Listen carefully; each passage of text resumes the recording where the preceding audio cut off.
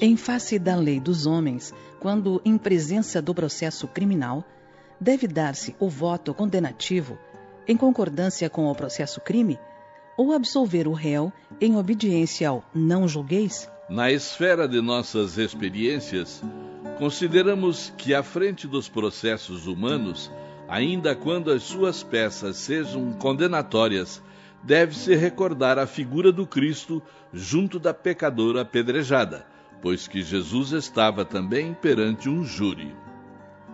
Quem estiver sem pecado, atire a primeira pedra. É a sentença que deveria lembrar sempre a nossa situação comum de espíritos decaídos, para não condenar esse ou aquele dos nossos semelhantes. Vai e não peques mais. Deve ser a nossa norma de conduta dentro do próprio coração, afastando-se a erva do mal que nele viceje.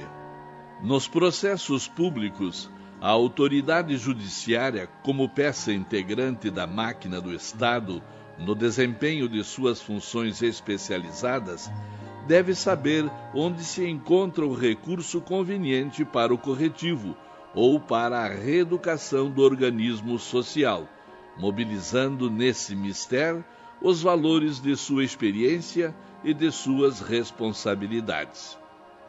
Individualmente, porém, busquemos aprender que, se podemos julgar alguma coisa, julguemo-nos sempre em primeiro lugar como o irmão mais próximo daquele a quem se atribui um crime ou uma falta, a fim de estarmos acordes com aquele que é a luz dos nossos corações. Nas horas comuns da existência, procuremos a luz evangélica para analisar o erro e a verdade, discernir o bem e o mal. Todavia, no instante dos julgamentos definitivos, entreguemos os processos a Deus, que antes de nós saberá sempre o melhor caminho da regeneração dos seus filhos transviados. O homem que guarda responsabilidades nos cargos públicos da terra responde no plano espiritual pelas ordens que cumpre e faz cumprir?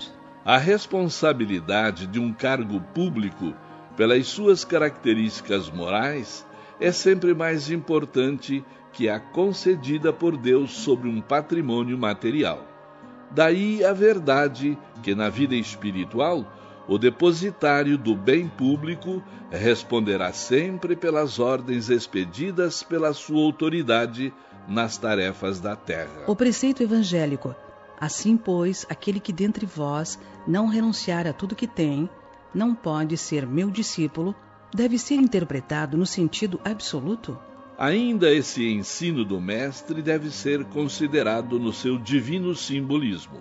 A fortuna e a autoridade humanas são também caminhos de experiências e provas, e o homem que as atirasse fora de si, arbitrariamente, procederia com a noção da irresponsabilidade, desprezando o ensejo do progresso que a providência divina lhe colocou nas mãos.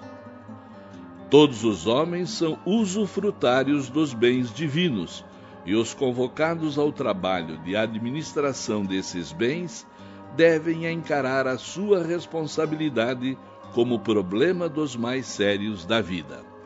Renunciando ao egoísmo, ao orgulho, à fraqueza, às expressões de vaidade, o homem cumprirá a ordenação evangélica e, sentindo a grandeza de Deus, único dispensador no patrimônio real da vida, será discípulo do Senhor em qualquer circunstância, por usar as suas possibilidades materiais e espirituais sem os característicos envenenados do mundo, como intérprete sincero dos desígnios divinos para a felicidade de todos. Como interpretar o movimento feminista na atualidade da civilização? O homem e a mulher, no instituto conjugal, são como o cérebro e o coração do organismo doméstico.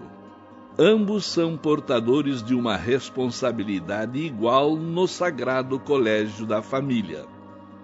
E se a alma feminina sempre apresentou um coeficiente mais avançado de espiritualidade na vida, é que, desde cedo, o espírito masculino intoxicou as fontes da sua liberdade, através de todos os abusos, prejudicando a sua posição moral no decurso das existências numerosas em múltiplas experiências seculares. A ideologia feminista dos tempos modernos, porém, com as suas diversas bandeiras políticas e sociais, pode ser um veneno para a mulher desavisada dos seus grandes deveres espirituais na face da terra. Se existe um feminismo legítimo, esse deve ser o da reeducação da mulher para o lar, nunca para uma ação contraproducente fora dele.